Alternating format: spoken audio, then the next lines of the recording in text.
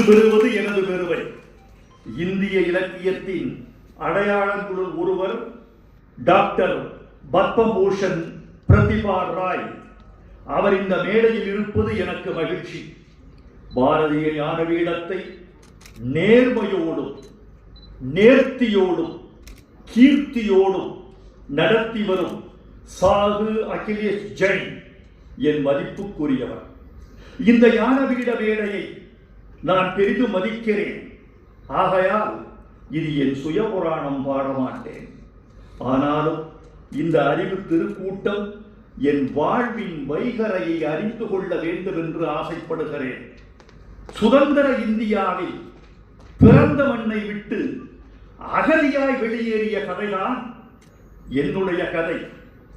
கார்காலத்தில் உப்பு விற்றவன் போல எனது பால்யம் கண்ணீராலும் தண்ணீராலும் சூழப்பட்டது.